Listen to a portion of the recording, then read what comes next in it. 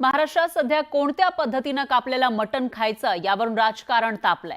पण इकडे धुळवडीला महाराष्ट्रातील सर्वसामान्य मात्र ना झटका ना हलाल म्हणत मटणाच्या दुकानांवर रांगा लावताना दिसले। आम्ही त्यांच्या प्रतिक्रिया जाणून घेतलेल्या आहेत, बघूयात। झटका हलाल तर तुम्हाला काय फरक नाही? आपल्याला झटका नाही चालत, हलालच घेतो आपण।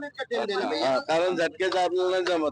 ते तर आहे, एक सुरुवात आहे, पण एक अगोदर ते कलमा पडते ना, त्यामुळे तर कापताना जिंदाच कापणार, ते मरणार थोडी कापणार आहे।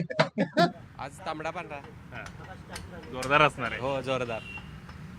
पण हे सगळं धुळवड सुरू असताना दुसऱ्या बाजूला हलाल आणि झटका अशा पद्धतीचा वाद सुद्धा काय गरज नाही आहे त्याची, विश्वास महत्वाचा आहे। आम्ही नेहमी इथनच घेतोय।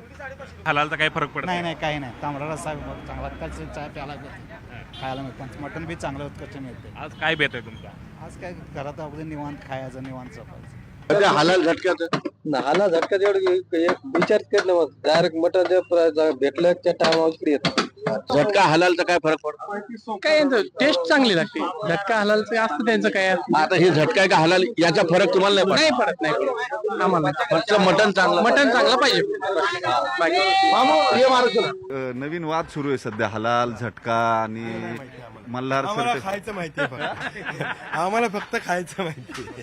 आम्ही 12 महिने मटण खातोय, त्यात काय वाद नाही। बरं, काय मटणात काय आवडतं तुम्हाला?